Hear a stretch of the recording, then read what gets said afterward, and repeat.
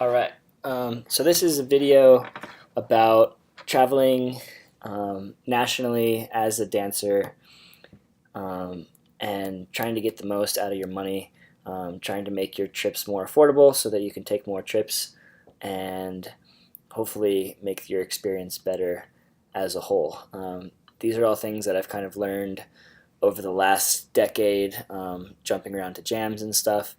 If you travel a lot, and you kind of know the ropes, this probably isn't for you. This is more for people who maybe only travel once or twice a year and haven't really traveled very much. This is just kind of a high-level overview of how to travel to jams and events in the US on a budget. So we're going to cover three things. We're going to cover flights, accommodation, and transportation. But first, let's do flights. The best place to start, generally, especially just traveling inside the US, is Google Flights. We just go to flights.google.com. But first, we have to figure out where to. So we head over to block1750.com.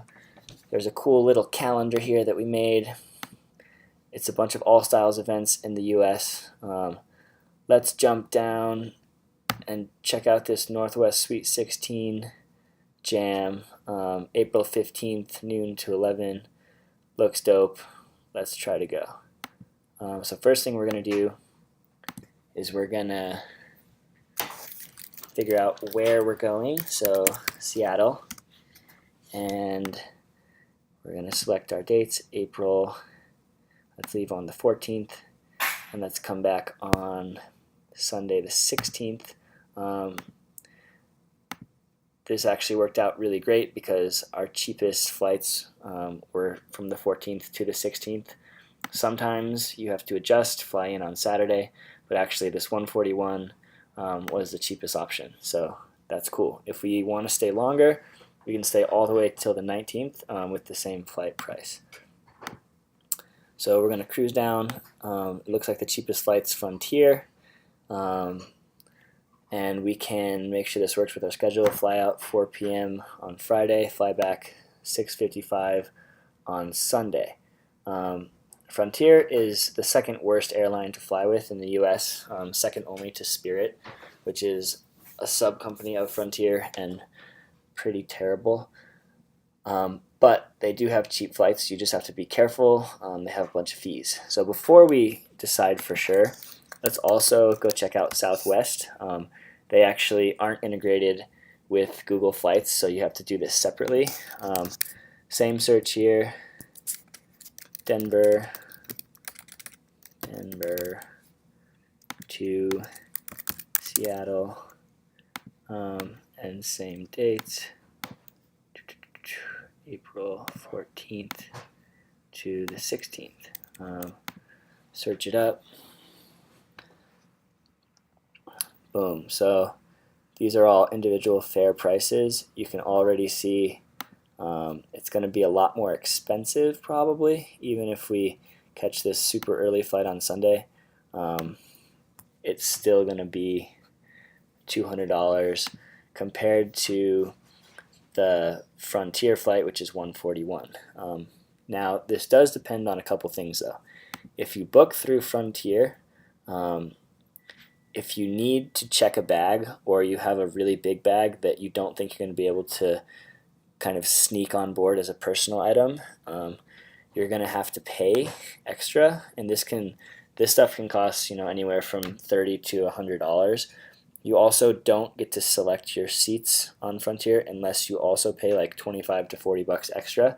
With Southwest, it's open boarding, and the earlier you check in 24 hours before your flight, the better boarding you get, and you can sit wherever you want. Frontier also has pretty bad accountability standards. I've only ever been stranded in airports by Frontier. Southwest is great. They also don't serve you free drinks on board Frontier. You do get free drinks on Southwest, and Southwest has a much better rewards program. So it's up to you. I'd say if you're not needing to bring a big bag and you don't care about your seats, go with Frontier. If you do need to bring a bag or check a bag, for sure go with Southwest because it's going to end up being cheaper and a better experience in the end. But for now, basically, let's say we're at $140 for our flight.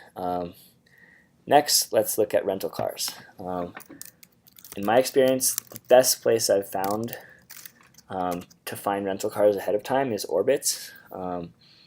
They just have a lot of different integrations, and they do a really good job. So let's check out Seattle, pick it up there, pick it up on April, let's pick it up on the 14th, drop it off on the 16th.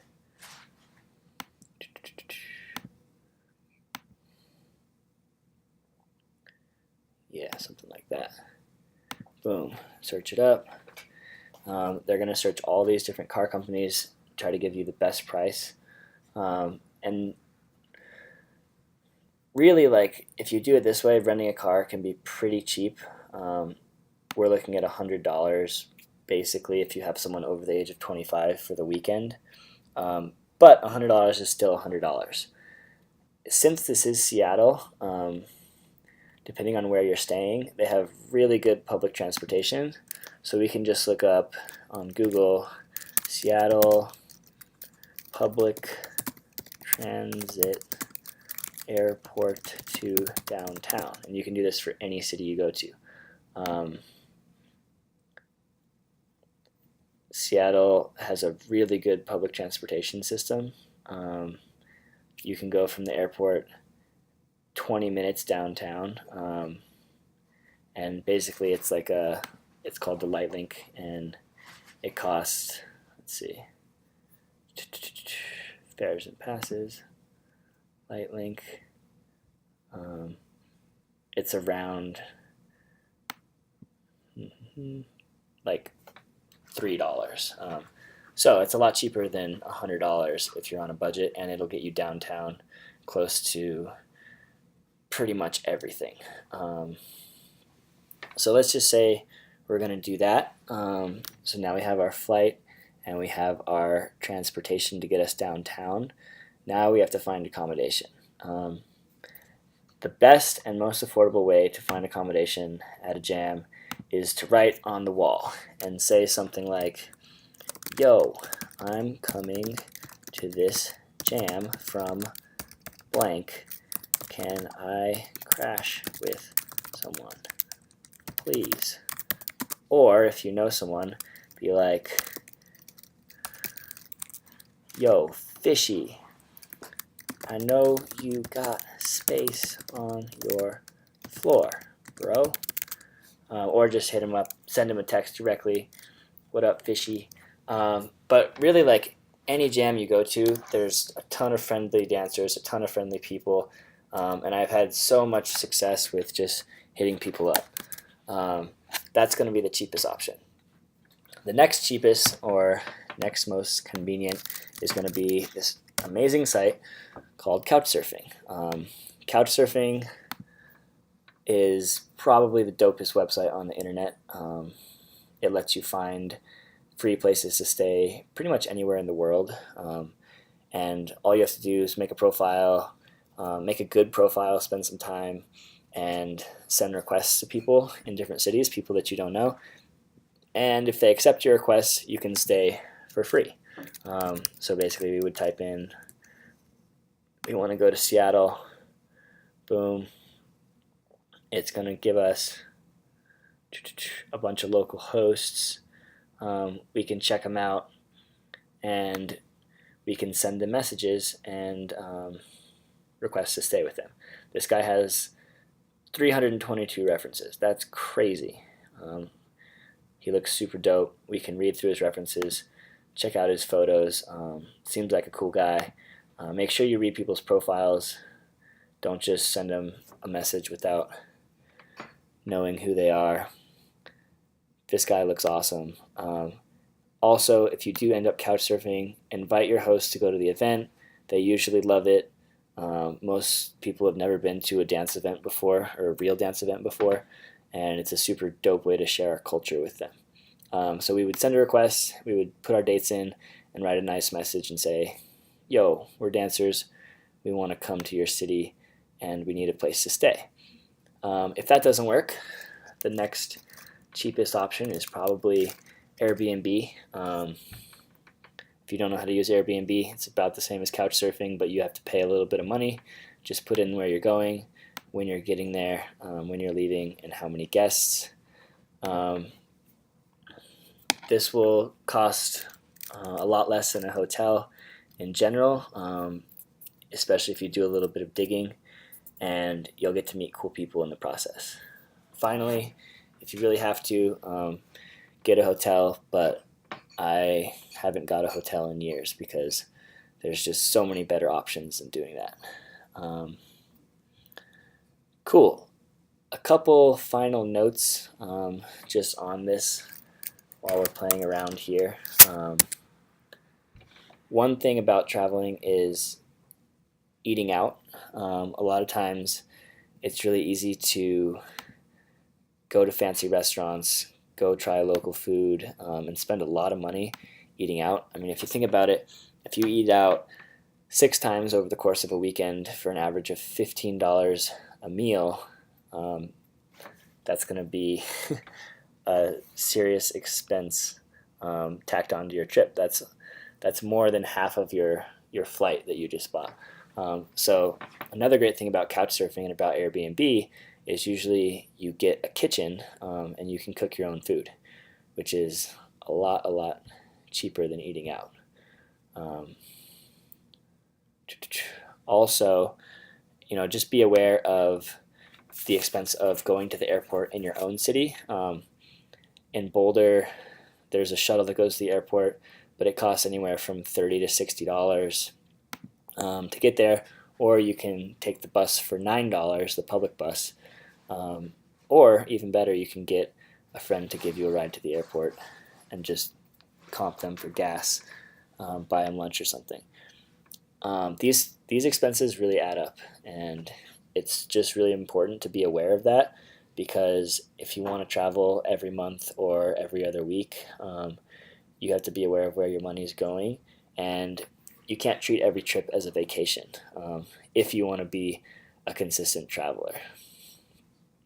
Cool. So this is just the Airbnb spots that are available for that weekend, and we're looking at around $100.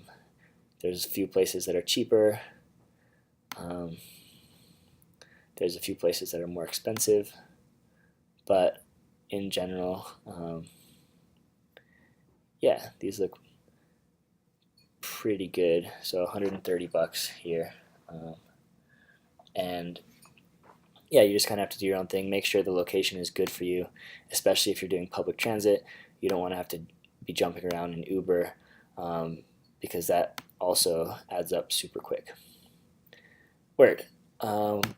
Thanks for watching.